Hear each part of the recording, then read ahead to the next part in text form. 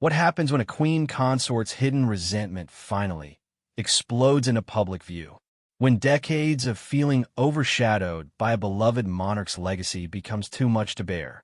In the heart of Windsor Castle, where centuries of royal history stand frozen in marble and bronze, one woman's desperate act of defiance would send shockwaves through the British monarchy and beyond. A single moment of rage that would expose the dark underbelly of palace politics, where loyalty battles jealousy, and where even the most sacred symbols of the crown are not safe from human emotions. This is the true story of how Queen Consort Camilla's carefully controlled public image crumbled in one devastating afternoon when she believed no one was watching. But someone was always watching in the palace walls, and what they witnessed would change everything. The question isn't whether it happened. The question is whether the monarchy could survive the truth. The morning mist clung to Windsor Castle like a gray shroud, matching the mood that had settled over the royal residence in recent weeks. Queen Consort Camilla stood at the tall window of her private sitting room, her fingers wrapped tightly around a bone china teacup that had gone cold hours ago. Beyond the glass, the carefully manicured gardens stretched toward the horizon, but her eyes were fixed on something much closer and far more troubling. There, positioned prominently in the castle's main courtyard, stood the newly unveiled statue of the late Queen Elizabeth. The bronze figure captured her late majesty in her prime, wearing the robes of state with a crown that caught the early sunlight. Even in death, even reduced to cold metal, Queen Elizabeth commanded attention and reverence in a way that made Camilla's chest tighten with familiar frustration. The statue had been commissioned months before the Queen's passing, a tribute that was meant to celebrate her platinum jubilee. When Elizabeth died, the decision was made to proceed with the installation as a memorial. The public had embraced it immediately. Tourists gathered daily to take photographs, leaving flowers and handwritten notes at its base. News crews had filmed countless segments in front of it. Members of Parliament had given speeches in its shadow. Camilla set down her teacup with more force than necessary, the sharp clink echoing in the quiet room. She had tried to be gracious about the statue, had even attended the unveiling ceremony with appropriate solemnity. She had spoken the right words about honoring Elizabeth's memory and continuing her legacy. But privately, the monument had become a constant reminder of everything she could never be and everything she could never escape. The telephone on her desk buzzed softly. Her private secretary's voice came through the speaker with its usual crisp efficiency. "Your Majesty, the Archbishop has arrived for your meeting about the memorial service planning." Camilla closed her eyes and took a deep breath. Another memorial service. Another opportunity to stand in Elizabeth's shadow while the world praised a woman who had never truly accepted her. "Send him to the blue drawing room. I'll be there shortly." She moved through the castle corridors with practiced grace, nodding to staff members who bowed their heads respectfully as she passed. But inside, the familiar anger was building again, that slow-burning resentment that she had worked so hard to suppress over the years. It wasn't fair, she told herself for the 1,000th time. She had spent decades trying to earn acceptance, trying to prove herself worthy of the crown that had been placed on her head. Yet everywhere she turned, Elizabeth's memory seemed to loom larger, casting her own efforts into insignificance. The Archbishop was waiting in the drawing room, standing beside yet another portrait of the late Queen. He was a kind man in his 70s, with gentle eyes behind wire-rimmed glasses and hands that seemed more comfortable holding prayer books than navigating palace politics. When Camilla entered, he bowed deeply and offered a warm smile. "Your Majesty, thank you for making time for this discussion. I know these memorial preparations must be emotionally challenging." Camilla took her seat in a high-backed chair that had once been Elizabeth's favorite, though she tried not to think about that fact. Of course, Archbishop, her late Majesty deserves to be remembered properly. They spent the next hour reviewing plans for upcoming memorial events. There would be a special service at Westminster Abbey on the anniversary of Elizabeth's death. There would be a garden party in her honor at Buckingham Palace. There would be a scholarship program launched in her name. Each detail was another reminder of the impossible standard Camilla was expected to meet. The public response to these tributes has been overwhelming, the Archbishop noted, reviewing his notes. The flowers left at the statue here at Windsor have to be cleared twice daily just to keep the courtyard accessible.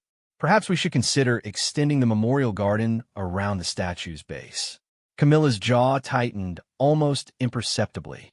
Has there been consideration given to other memorials?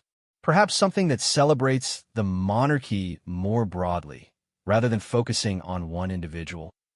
The Archbishop looked surprised by the question. Well, Your Majesty, the focus on Queen Elizabeth seems quite natural, given her extraordinary reign and the public's deep affection for her. Though, of course, future memorials celebrating your own reign will certainly be considered in due time. The words hit like a physical blow. Future memorials. In due time. As if she were just keeping the throne warm until someone more worthy came along. Camilla managed to maintain her composure, but her hands clenched in her lap. After the Archbishop left, Camilla walked slowly back toward her private apartments, but found herself drawn instead toward the main courtyard. She told herself she was simply taking a different route, but deep down she knew she was being pulled toward the statue like a moth to a destructive flame. The courtyard was busy with tourists and staff members going about their daily business. A young family was posing for photographs in front of the statue, their children climbing on the decorative base while their parents snapped pictures with their phones. An elderly woman was carefully arranging fresh roses at the statue's feet, tears streaming down her cheeks as she whispered what appeared to be a prayer. Camilla watched from the shadows of a stone archway, unnoticed by the crowd.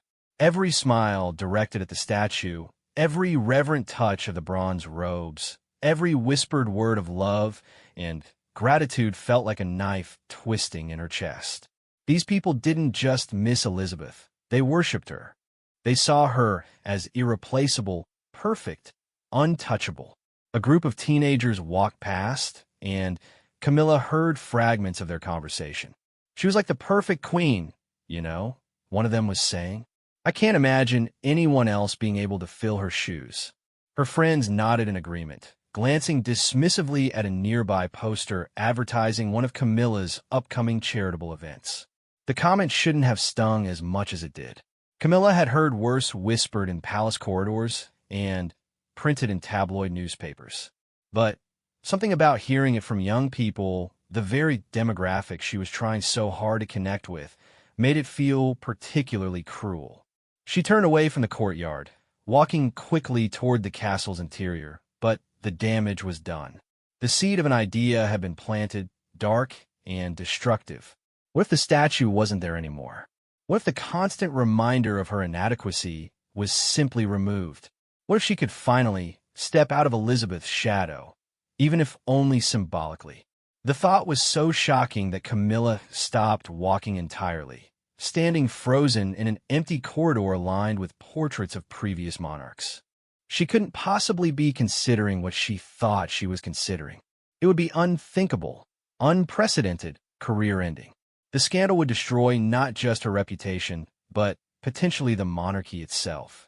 But the idea wouldn't leave her alone. It followed her through the rest of the day, whispering seductively in the back of her mind during every meeting, every public appearance, every moment when she smiled and waved while feeling utterly hollow inside. By evening, what had started as a fleeting thought of frustration had grown into something much more dangerous. That night, Camilla sat alone in her study, staring at architectural drawings of the castle grounds that she had requested from the palace maintenance office. She told herself she was simply reviewing upcoming renovation projects, but her eyes kept returning to the courtyard where the statue stood. The bronze figure seemed to mock her even from the page, a permanent fixture that would outlast her own reign and probably be remembered long after her own death. She poured herself a glass of wine and tried to focus on other matters, but concentration was impossible. Every news report seemed to mention Elizabeth's enduring popularity. Every social media post her staff showed her feature comparisons between the two queens that didn't favor Camilla. Every public opinion poll reinforced the same painful truth. She would never be loved the way Elizabeth had been loved. The clock on her mantelpiece chimed midnight, but Camilla felt wide awake. She walked to her window and looked down at the courtyard, now empty and lit only by security lights. The statue stood sentinel in the darkness, as imposing and perfect as ever.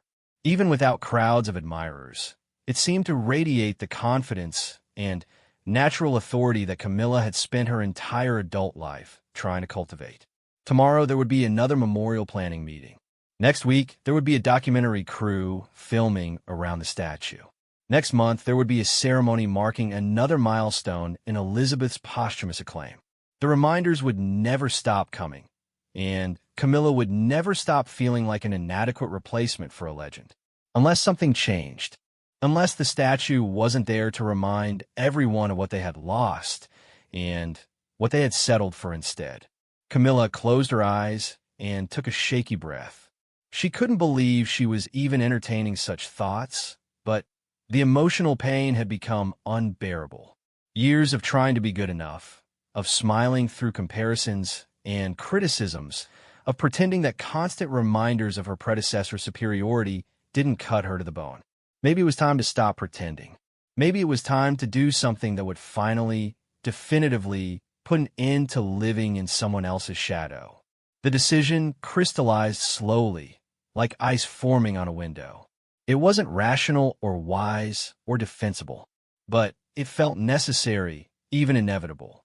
The statue would have to go, and if no one else would make that happen, then she would have to take matters into her own hands. As dawn approached, Camilla was still awake, planning and reconsidering and planning again. By the time her lady's maid arrived with the morning tea, the queen consort had made up her mind. The only question now was how to make it happen without destroying everything she had worked so hard to build. But perhaps, she thought with a mixture of terror and relief, it was time to stop building on someone else's foundation. Perhaps it was time to tear everything down and start fresh, even if it meant destroying herself in the process. The following morning brought a peculiar energy to Windsor Castle. Queen Consort Camilla moved through her scheduled appointments with unusual focus, her mind working on multiple levels as she smiled and nodded through meetings about charity patronages and state dinner preparations. To her staff, she appeared engaged and professional. Inside her head, however, she was calculating logistics with the precision of a military strategist. The first challenge was obvious. The statue was enormous and made of solid bronze. It would require heavy machinery to move, and such equipment would attract immediate attention. The second challenge was timing. The courtyard was rarely completely empty, monitored constantly by security cameras, and patrolled regularly by palace guards. The third challenge, perhaps the most daunting of all, was doing this without leaving evidence that would trace back to her. During her lunch break, Camilla dismissed her usual lady's maid and instead called for Mrs. Eleanor Hartwell, the head of palace maintenance. Eleanor was a woman in her late 50s who had worked at Windsor for over 3 decades. She had weathered multiple royal transitions, countless renovations, and several major security upgrades. More importantly, she had always been discreet about the various requests that came down from the royal family, no matter how unusual they might be. Mrs. Hartwell, I've been thinking about the courtyard layout, Camilla began carefully when the older woman arrived. They were sitting in a small private office that overlooked the castle gardens, away from the usual foot traffic of palace life. With all the tourist activity around the memorial statue, I'm wondering if we might consider some adjustments to improve crowd flow. Eleanor nodded thoughtfully. She had dealt with similar requests before, though usually they came from security personnel rather than members of the royal family directly. Certainly, Your Majesty. What sort of adjustments were you considering? Camilla had rehearsed this conversation in her mind, but actually speaking the words felt surreal. I'm concerned that the current placement creates bottlenecks during busy periods. Perhaps the statue might be more appropriately positioned elsewhere on the grounds, somewhere with better visitor access and less disruption to daily castle operations. The maintenance head pulled out a small notebook and began making notes. "That's quite thoughtful, Your Majesty. Moving the statue would be a significant undertaking, of course. We would need special equipment, probably a crane, and we'd have to coordinate with security to ensure the courtyard could be cleared safely." Camilla's pulse quickened. Eleanor was taking the request seriously, treating it as a legitimate logistical challenge rather than an impossible demand. What sort of time frame would such a project require? Well, the physical move could probably be accomplished in a single day with the right equipment. But we need approval from several departments. The Royal Collection Trust would have input since it's officially classified as part of the memorial collection. Security would need to sign off on any changes to the courtyard layout. And, of course, we'd need formal authorization from the senior royal household. The mention of approvals and authorizations made Camilla's stomach drop. Going through official channels would mean committees and discussions and ultimately questions about why she wanted the statue moved. Those questions would lead to scrutiny she couldn't afford. She needed a different approach. "I wonder," Camilla said carefully, "whether this might be something we could explore quietly first. Perhaps a feasibility study of sorts, just to understand the practical challenges before we involve multiple departments in preliminary discussions." Eleanor looked slightly puzzled, but nodded. "Of course, Your Majesty. I could certainly assess the technical requirements and develop some preliminary plans, though I should mention that any actual work would still require those approvals." Camilla smiled with what she hoped looked like gracious understanding. "Naturally, I just prefer to have detailed information before bringing proposals to committees. You know how these things can become complicated when too many voices are involved too early." After Eleanor left, Camilla felt both encouraged and terrified.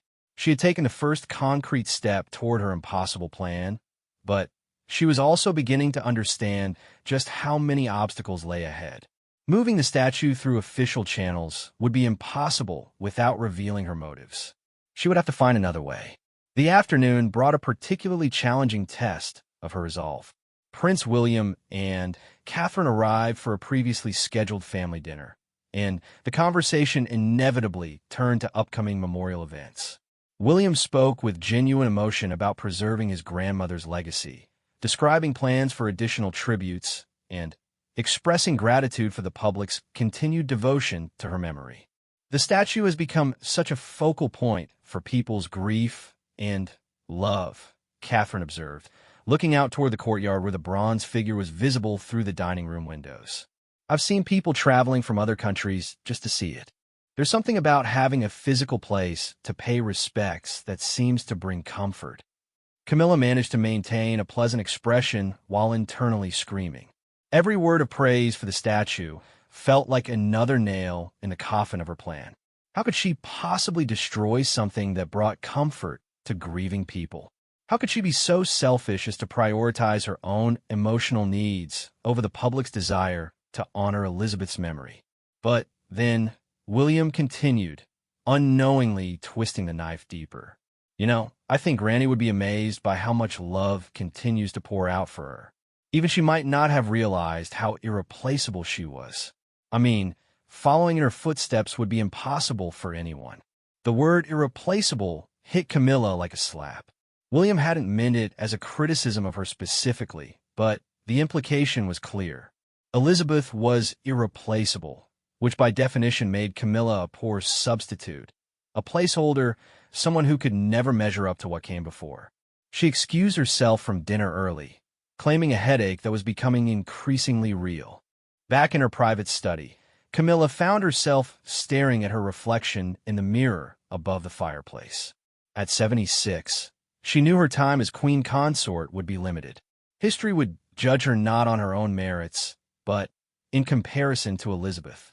Every day the statue remained in the courtyard was another day that comparison would be front and center in the public consciousness. The telephone rang, interrupting her dark thoughts. Her private secretary informed her that a documentary crew was requesting permission to film interviews around the statue for a special program about Elizabeth's enduring influence.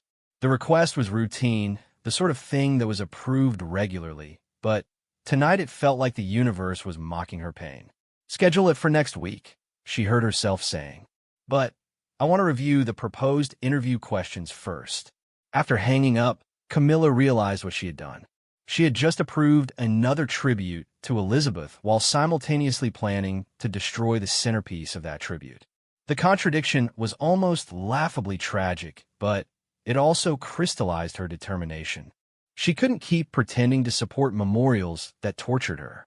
She couldn't keep smiling through celebrations of someone else's perfection while her own efforts went unnoticed. Late that night, Camilla made another call, this one to a private security consultant who had worked with the royal family on various discreet projects over the years. Marcus Reynolds was a former military officer who now provided specialized services for high-profile clients who needed problems solved without attracting attention. Camilla had never worked with him directly, but she knew his reputation for absolute discretion. The conversation was carefully coded, but Reynolds understood immediately that this was about more than routine security consulting. "Your Majesty, perhaps we could meet tomorrow to discuss your requirements in more detail.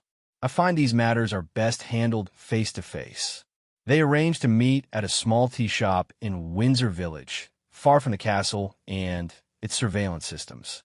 Camilla would dress casually and arrive without her usual security detail, something that would require careful planning but wasn't unprecedented for her more private excursions. The next morning, Camilla felt like she was living in a spy novel as she made her way to the village. She wore a simple dark coat and sunglasses, carrying a regular handbag instead of her usual designer accessories. The tea shop was busy enough to provide cover, but quiet enough for a private conversation.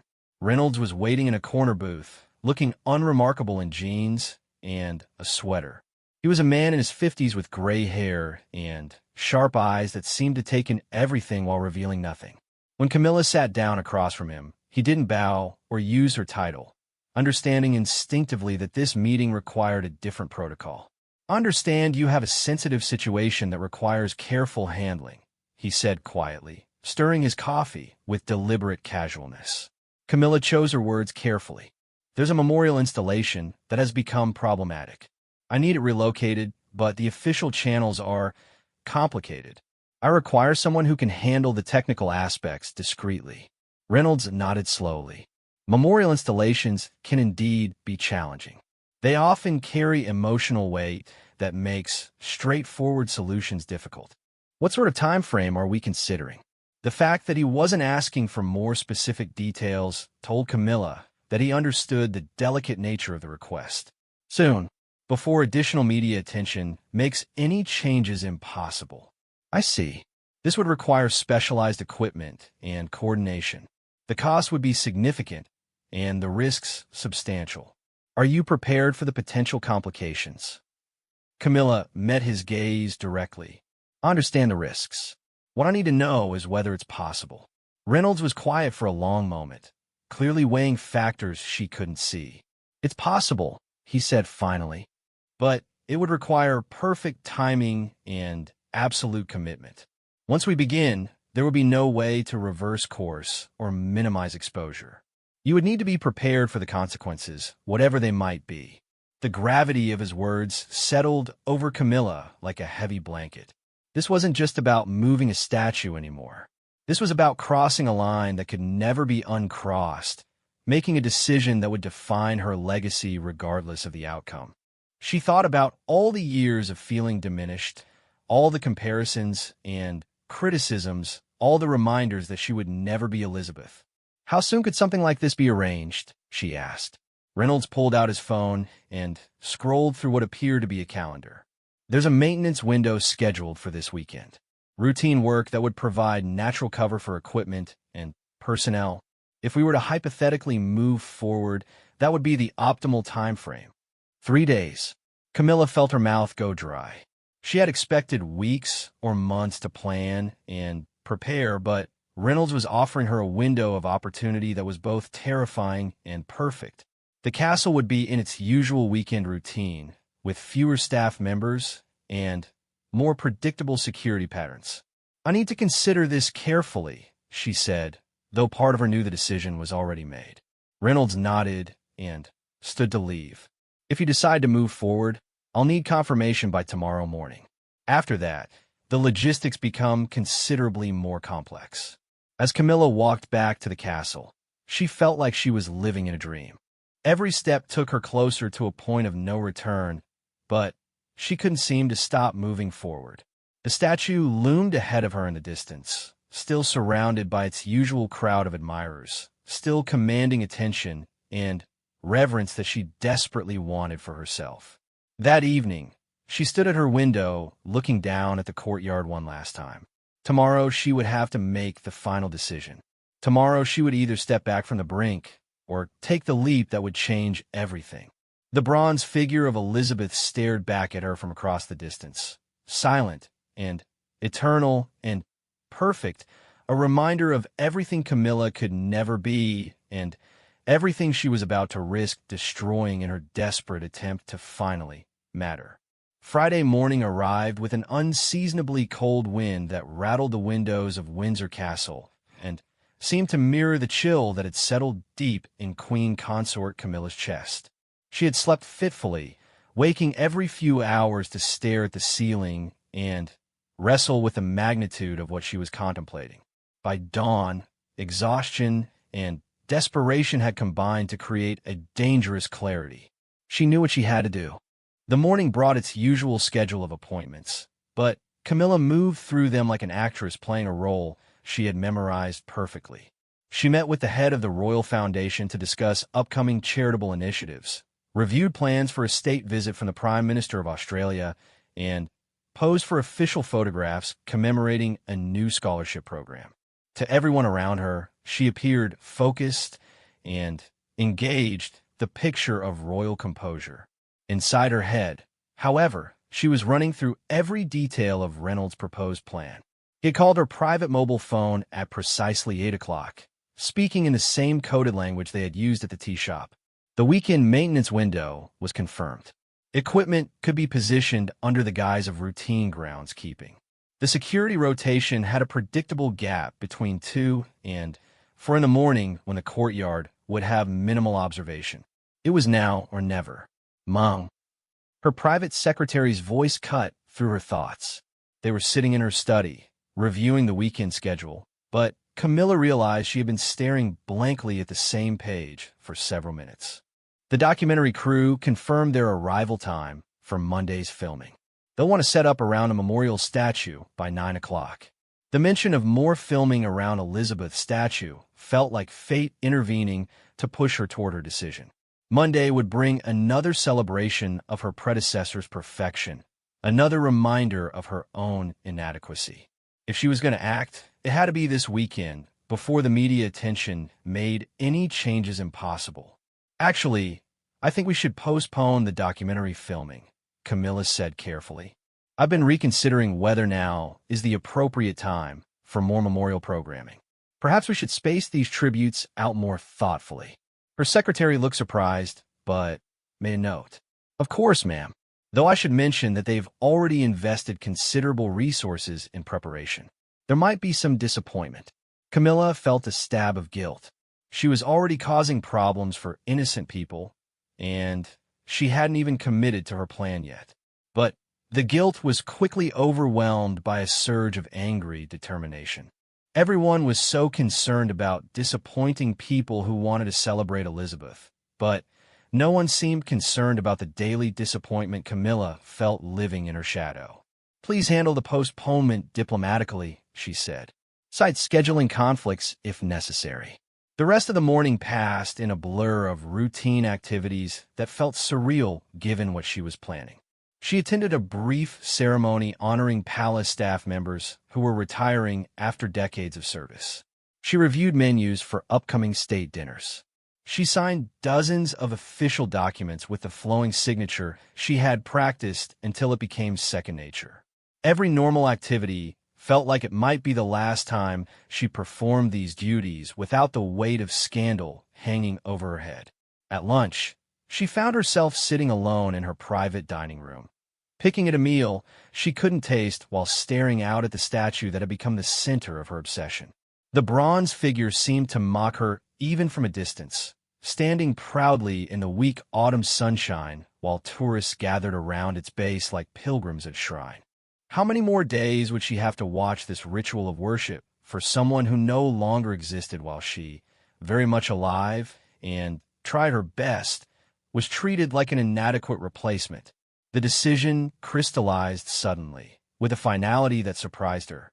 She reached for a mobile phone and typed a simple message to Reynolds. Proceed with the maintenance project. Tonight, after sending the message, she sat very still for a long moment, waiting to feel regret or panic or the urge to take it back. Instead, she felt something like relief.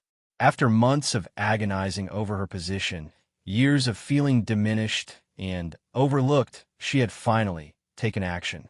Whatever happened next, she would no longer be passive in her own destruction. Reynolds' response came within minutes. Understood. Equipment delivery at 11 p.m. Project completion by 5 a.m. You should maintain normal evening routine to avoid any unusual attention. Normal evening routine. Camilla almost laughed at the phrase. There is nothing normal about planning to destroy a beloved memorial to your predecessor in the middle of the night. But she understood his meaning. She needed to behave exactly as she always did, attend her scheduled engagements, interact with staff members naturally, and give no indication that anything unusual was planned. The afternoon brought a team meeting with several charity patrons who wanted to discuss expanding literacy programs in underserved communities. Under normal circumstances, Camilla would have been genuinely engaged with the discussion. Education and literacy were causes she cared deeply about, areas where she had hoped to make a meaningful impact as queen consort. Today, however, she struggled to focus on budget projections and implementation timelines when her mind was consumed with thoughts of cranes and bronze statues and the point of no return she had already crossed. Your Majesty seems particularly thoughtful today, observed Lady Margaret Thornton, one of the charity's founding members. I hope our proposals aren't causing concern. Camilla forced herself to focus on the conversation. These were good people doing important work, and they deserved her attention regardless of her personal drama. Not at all. Lady Margaret, I'm simply considering how we might expand these programs even further. Your work is genuinely impressive. The conversation continued for another hour, but Camilla felt like she was watching it from outside herself. She responded appropriately, asked relevant questions, and expressed enthusiasm for the literacy initiatives, but part of her mind remained focused on the clock above the fireplace and the approaching moment when her carefully planned destruction would begin. Evening came with unusual slowness, as if time itself was reluctant to move toward the events Camilla had set in motion.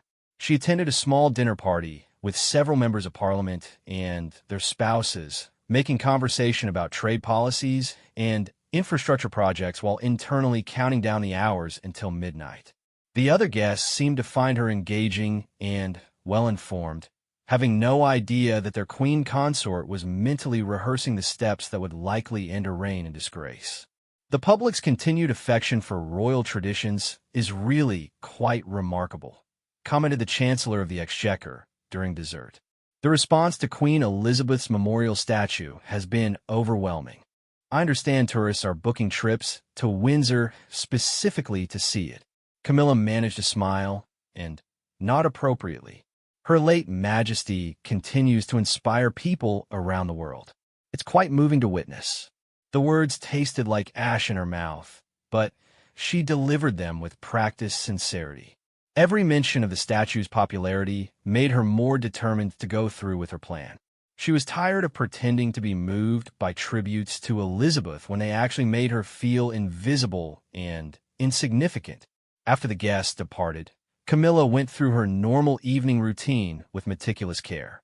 She reviewed tomorrow's schedule with her private secretary, discussed weekend security arrangements with the head of her protection detail, and spent a few minutes reading briefing papers for next week's engagements. To anyone observing her, she appeared to be following her usual pattern of preparation and wind down. At 10:30, she dismissed her staff for the evening and retired to her private apartments. She changed into comfortable dark clothing and settled into the chair by her window with a book, as if planning to read before bed. In reality, she was watching the courtyard below, observing the security patterns, and waiting for Reynolds and his team to arrive. The minutes crawled by with excruciating slowness. Every sound in the castle made her jump slightly. Every footstep in the corridor made her wonder if someone had discovered her plan. She had spent decades navigating palace politics and managing public scrutiny, but she had never attempted anything remotely like this. The stakes were impossibly high, and the margin for error was non-existent. At exactly 11 o'clock, she saw the first maintenance van pull through the castle gates. It looked completely ordinary, the sort of vehicle that arrived regularly for various repair and upkeep projects. A second van followed a few minutes later, then a third. To any casual observer, it would appear that some routine maintenance work was being conducted, perhaps emergency repairs that couldn't wait until regular business hours. Camilla's heart was racing as she watched Reynolds' team begin unloading equipment. They moved with practiced efficiency, setting up barriers around the courtyard and positioning what appeared to be standard construction gear. Everything looked perfectly legitimate, exactly as Reynolds had promised. Her mobile phone buzzed softly with a text message. Phase 1 complete. Maintaining schedule. This was her last chance to call it off. She could send a message telling them to pack up and leave, could claim it had been a misunderstanding or a test of security procedures. She could still wake up tomorrow as Queen Consort Camilla, unchanged and unscandalized, continuing her careful life of public duty and private frustration. Instead, she typed back, proceed. Watching from her window, Camilla saw the team begin setting up the crane that would lift Elizabeth's statue from its pedestal. The bronze figure looked even more imposing in the darkness, illuminated by work lights that cast dramatic shadows across its surface. Soon those shadows would be gone forever, and with them the daily reminder of everything Camilla could never be. She closed her eyes and took a deep breath, trying to prepare herself for whatever was about to happen. In a few hours, her life would be irrevocably changed. She would either succeed in removing the constant symbol of her inadequacy, or she would be destroyed by the attempt. Either way, she would no longer be trapped in the prison of silent resentment she had been living in for years. The die was cast, and there was no going back. The destruction began at precisely 2:15 in the morning, just as Reynolds had promised. Queen Consort Camilla watched from her darkened window as the crane moved into position above the statue of Queen Elizabeth, its mechanical arm extending like some prehistoric predator preparing to seize its prey.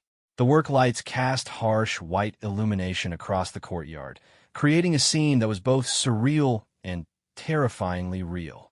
What happened next would haunt Camilla for the rest of her life. The plan had been elegant in its simplicity. The crane would lift the statue from its pedestal and load it onto a specialized transport truck. Reynolds had arranged for a temporary storage facility where the bronze figure could be held until decisions were made about its final disposition.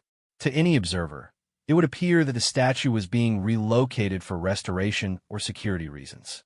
By morning, the pedestal would be empty, and Elizabeth's bronze presence would be gone from the castle courtyard forever. The first sign that something was wrong came when the crane operator attempted the initial lift. Instead of the smooth, controlled movement that had been planned, the statue shifted awkwardly, tilting at a dangerous angle as one of the lifting cables slipped. Camilla pressed her face against the window, her breath fogging the glass as she watched the team scramble to reposition their equipment. From her vantage point 4 stories above, she could see Reynolds gesturing urgently to his crew members, pointing at the crane's rigging and speaking rapidly into his radio. The bronze figure swayed slightly in the mechanical embrace, Elizabeth's regal pose now precarious and somehow vulnerable. For a moment, Camilla felt a stab of unexpected guilt. Even in her desperate need to escape this constant reminder of inadequacy, watching the statue of her predecessor dangling helplessly in the darkness felt wrong. But her guilt was quickly overwhelmed by panic as the situation deteriorated further. The crane operator, clearly struggling with equipment that was proving less reliable than expected, attempted to adjust the statue's position. Instead of stabilizing the lift, however, the movement caused the bronze figure to swing more dramatically, its base scraping against the stone pedestal with a harsh grinding sound that echoed across the courtyard. Camilla's mobile phone buzzed with an urgent message from Reynolds. Complications with equipment. May need to abort. Her response was immediate and desperate. No. Make it work. She couldn't abort now. Not when she was so close to finally freeing herself from Elizabeth's shadow. Not when she had already crossed so many lines and taken so many risks. The thought of watching that statue return to its pedestal, of facing another day of tourists and media crews and constant reminders of her predecessor's perfection, was unbearable. Below in the courtyard, Reynolds' team was working frantically to stabilize their equipment. They had brought backup cables and were attempting to secure the statue more effectively, but their movements had become hasty and less coordinated. The careful precision of the operation was giving way to desperation, and Camilla could sense that control was slipping away. At 2:47 in the morning, disaster struck. The secondary cable that the crew had attached snapped under the statue's weight, whipping through the air like a deadly serpent before striking one of the work lights with explosive force. Sparks showered across the courtyard as the lighting rig collapsed, plunging half the work area into darkness. In the confusion that followed, the crane operator lost visual reference and pulled the controls in the wrong direction. Queen Elizabeth's bronze figure swung wide, its base striking the side of the pedestal with devastating force. The impact was so violent that Camilla could hear it clearly through her window, a crash that seemed to reverberate through the very foundations of the castle. The statue bounced once, twice, then tilted beyond the point of recovery. What followed happened with horrible slow-motion clarity that would replay in Camilla's nightmares for years to come. The bronze figure of Elizabeth toppled from the crane's grip, falling toward the stone courtyard with unstoppable momentum. It struck the ground base first, the crown fracturing instantly and sending metal fragments skittering across the cobblestones.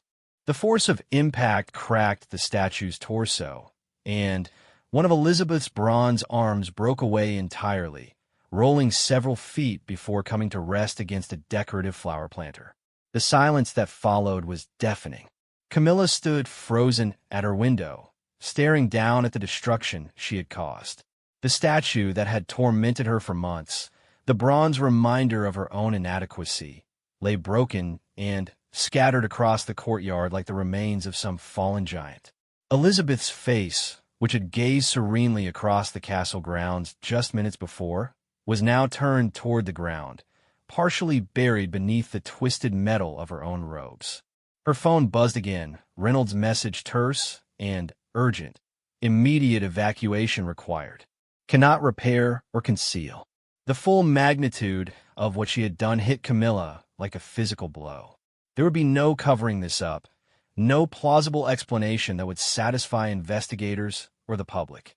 She had destroyed one of the most beloved memorials in British history, and by morning the entire world would know about it. The scandal wouldn't just end her reign as queen consort. It would potentially destroy the monarchy itself. But even as panic overwhelmed her, a small part of Camilla's mind felt something like savage satisfaction. The statue was gone.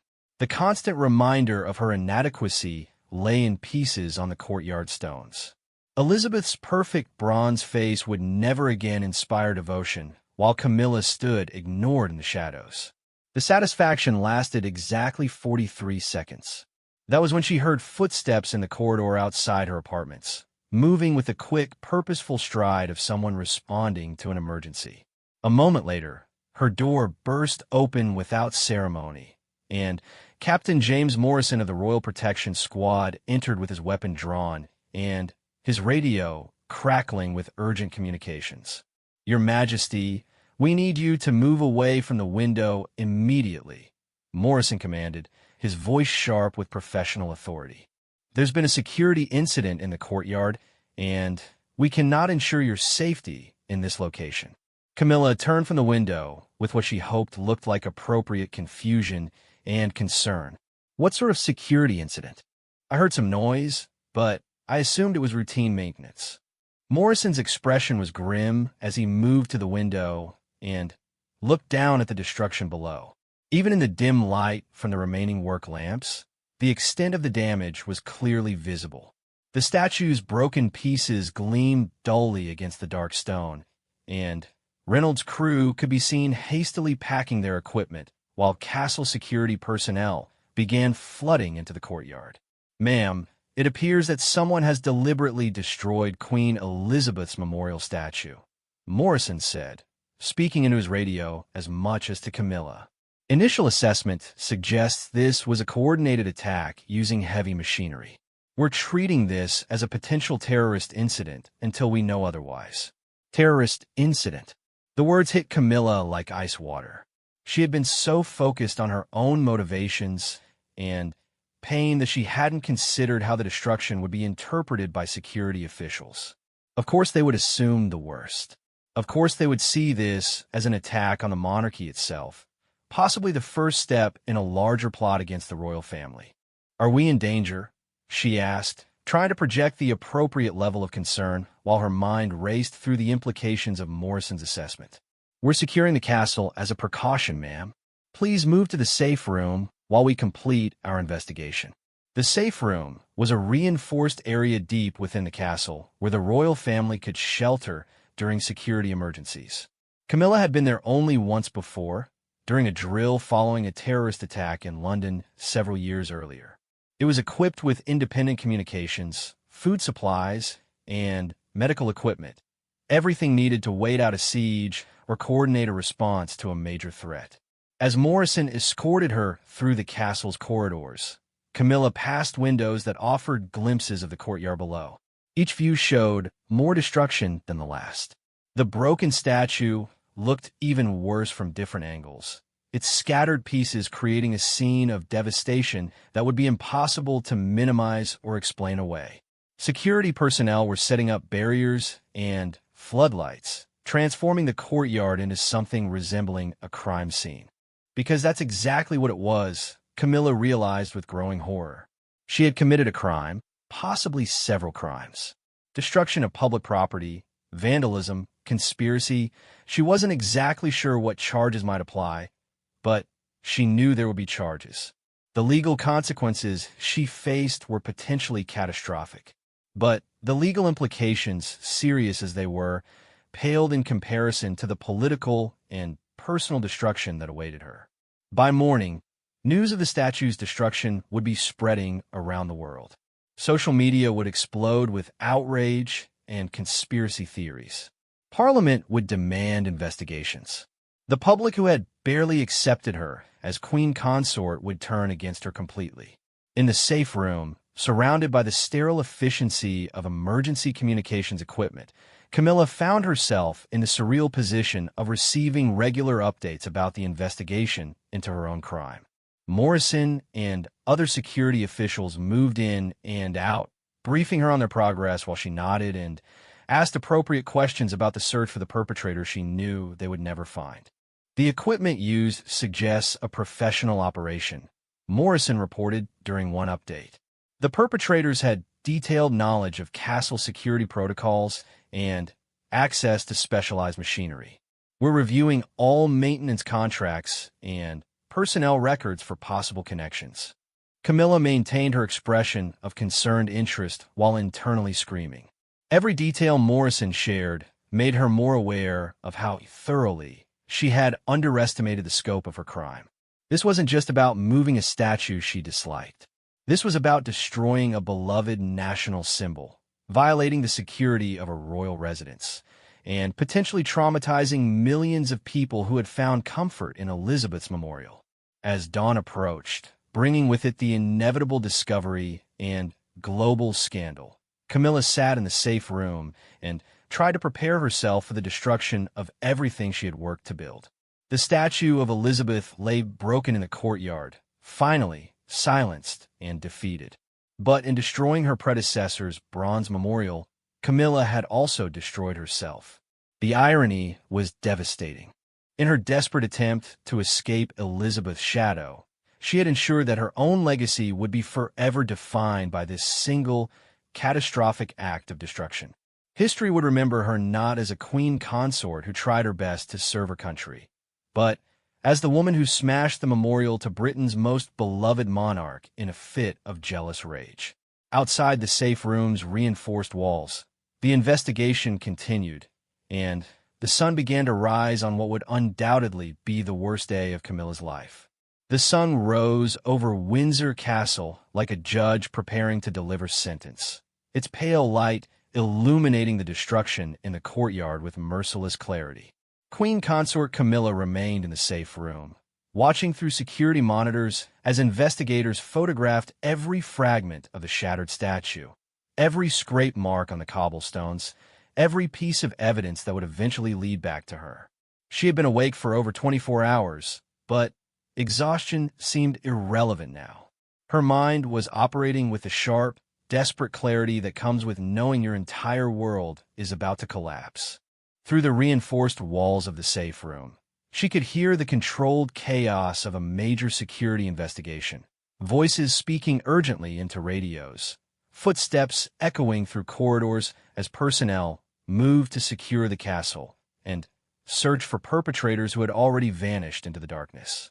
At 7:15 in the morning, Captain Morrison returned with news that made Camilla's blood run cold. "Your Majesty, we've made significant progress in the investigation," he reported, his expression more grim than she had ever seen it. "We've identified one of the individuals involved in last night's operation." Camilla's mouth went dry. "How is that possible? I thought the perpetrators had escaped."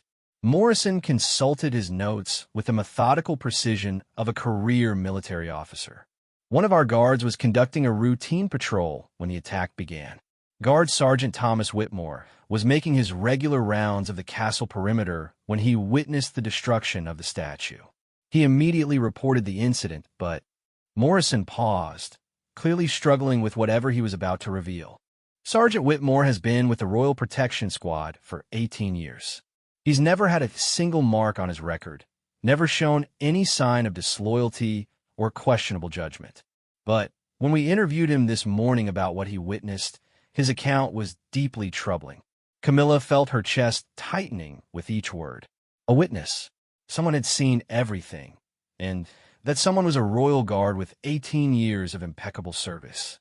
She tried to keep her voice steady as she asked, "What did Sergeant Whitmore report?" "He claims he saw your Majesty at your window during the attack, watching the destruction with what appeared to be prior knowledge of events. He believes you were coordinating with the perpetrators through mobile communications." Morrison's voice was carefully neutral, but Camilla could see the conflict in his eyes. "Ma'am, I need to ask you directly. Do you have any knowledge of how this attack was planned or executed?" The moment had arrived. After hours of pretending to be a victim of the same crime she had orchestrated, Camilla was being confronted with direct evidence of her involvement. She could deny it, could claim that Sergeant Whitmore was mistaken or lying or suffering from some sort of breakdown. She could maintain her innocence and force them to prove their case through investigation and forensic evidence. Or she could finally stop lying. "I need to speak with Sergeant Whitmore personally," she said quietly. Morrison looked surprised by the request. "Ma'am, that's highly irregular. He's currently being debriefed by investigators, and given his allegations." "Captain Morrison, I am still Queen Consort of the United Kingdom," Camilla interrupted, finding some reserve of royal authority she had thought was already exhausted. "If one of my guards is making accusations about my conduct, I have the right to address those accusations directly. Bring him to me." 20 minutes later, Sergeant Thomas Whitmore entered the safe room looking like a man being torn apart by competing loyalties. He was in his early 40s, with graying hair and the ramrod posture of career military service. Camilla had seen him hundreds of times over the years, a familiar face among the rotation of guards who protected her family. But she had never really looked at him until now. The expression on his face was one of genuine anguish. This was a man who had devoted his life to protecting the royal family, and now he was being forced to testify against the very person he had sworn to defend. When he entered the room, he bowed reflexively before straightening to meet her gaze with obvious reluctance. "Your Majesty," he said formally, his voice carefully controlled. "Sergeant Whitmore, Captain Morrison tells me you witnessed last night's events and that you have concerns about my involvement. I want to hear your account directly." Whitmore glanced at Morrison, who nodded encouragingly, then looked back at Camilla with obvious discomfort. "Ma'am, I was conducting my normal patrol route when I observed unusual activity in the courtyard. Initially, I assumed it was emergency maintenance, as there have been similar operations in the past. But when I saw the equipment being used to move the memorial statue, I became concerned." "Go on," Camilla said gently. "I observed the operation from a position that also gave me a clear view of your private apartments. Your window was illuminated, and I could see your silhouette clearly. You were watching the operation, ma'am, and it appeared that you were communicating via mobile device at key moments during the work." Whitmore's voice was growing stronger as he continued, as if forcing himself to confront an impossibly difficult truth. "When a statue was damaged and began to fall, your reaction was not what I would expect from someone witnessing an attack on a beloved memorial. You appeared prepared for what was happening, and when the destruction was complete, before our security response began, I saw you step back from the window in a manner that suggested you had expected the outcome." The accuracy of his observations was devastating. Whitmore had been watching her throughout the operation, reading her body language and reactions with the trained eye of a professional protector. He had seen through her attempted deception with uncomfortable precision. "These are serious accusations, Sergeant," Camilla said carefully. "Yes, ma'am, they are. And making them is the most difficult thing I've ever done in 18 years of service." Whitmore's voice cracked slightly, revealing the emotional cost of his testimony. "I've devoted my entire adult life to protecting the royal family. I've sworn an oath to defend you with my life, if necessary. The idea that you might be involved in destroying Queen Elizabeth's memorial is almost impossible for me to accept, but you believe it nonetheless." Whitmore was quiet for a long moment, clearly struggling with internal conflict.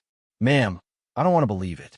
I've been awake all night hoping I was mistaken, hoping there was some explanation that would make sense of what I observed. But I cannot ignore what I witnessed with my own eyes." The pain in his voice was unmistakable. This wasn't a disloyal guard looking for attention or money. This was a dedicated professional being forced to report something that challenged everything he believed about his duty and his service. His anguish was so genuine that Camilla felt her remaining defenses begin to crumble. "What would you have me do, Sergeant?" she asked softly. "Ma'am, I would have you tell me I was wrong. I would have you explain what I witnessed in a way that preserves my faith in the institution I've served my entire adult life." His voice dropped to almost a whisper. "I would have you let me continue believing that the royal family I've protected for 18 years would never commit the kind of act I think I witnessed last night." The naked plea in his words broke something inside Camilla's chest. Here was a man who had devoted his life to serving her family, begging her to preserve his faith in everything he held sacred. She could lie to him, could force him to carry the burden of his suspicions while she maintained her innocence. She could destroy his peace of mind in order to preserve her own position. But looking at his face, seeing the genuine torment in his eyes, she found she couldn't do it. "Sergeant Whitmore," she said quietly, "you were not wrong." The words hung in the air like a physical presence. Morrison straightened in shock, and Whitmore's face went pale as his worst fears were confirmed. Camilla felt a strange sense of relief at finally speaking the truth, even as she watched the last hope die in her protector's eyes. "Mom." Morrison's voice was barely audible. "I orchestrated the destruction of Queen Elizabeth's statue," Camilla continued, her voice gaining strength as she finally stopped lying. "I hired professional contractors, coordinated the timing, and watched from my window as they carried out my instructions. Everything Sergeant Whitmore observed was accurate. Whitmore sat down heavily in the nearest chair, looking like he had been physically struck. "Why?" he whispered. "Why would you do such a thing?" The question she had been dreading and anticipating in equal measure. How could she explain the years of feeling diminished, the daily reminders of her inadequacy, the slow poison of living in someone else's shadow? How could she make them understand that the bronze statue had become a symbol of everything she could never be and everything the public would never let her forget? "Because I couldn't bear to live with it anymore," she said simply. "Every day, that statue reminded me that I would never be loved the way Elizabeth was loved. Every tourist, every news crew, every ceremony held in its shadow was another confirmation that I was just a placeholder, a poor substitute for someone irreplaceable." Tears were streaming down Whitmore's face now. 18 years of loyal service reduced to ashes by the revelation of royal feet of clay. "But, ma'am, destroying it won't change how people remember her. It won't make them love you more." "I know that now," Camilla admitted. "But last night I thought perhaps if the reminder was gone, I could finally step out of her shadow and find my own place in history." Morrison was speaking urgently into his radio, reporting the confession to his superiors and setting in motion the protocols for a scandal that would shake the monarchy to its foundations. But Camilla was focused on Whitmore, watching as her loyal guard struggled to reconcile his duty with the devastating reality of her admission. "Sergeant," she said gently, "I'm sorry. I'm sorry for betraying your trust, for destroying something beloved, and for forcing you to choose between your duty and your conscience. You did the right thing by reporting what you saw." Whitmore looked up at her with eyes that held more sorrow than anger. "Your Majesty, I've spent 18 years believing that serving the royal family was the highest calling I could answer. What am I supposed to believe now?" It was a question Camilla couldn't answer, because she was asking herself the same thing. In her desperate attempt to escape Elizabeth's shadow, she had not only destroyed herself, but also shattered the faith of good people who had devoted their lives to believing in something greater than themselves. As investigators began arriving to formally process her confession, Camilla realized that her act of destruction had created far more victims than just a bronze statue. The monarchy she had hoped to free from Elizabeth's influence would now be defined by this scandal. The guards who had protected her would question everything they had believed about duty and honor. The public who had grudgingly accepted her as queen consort would demand justice for her betrayal. In trying to step out of Elizabeth's shadow, Camilla had ensured that her predecessor's legacy would burn even brighter, while her own would be forever stained by jealousy, destruction, and the tears of a loyal guard whose faith she had shattered beyond repair.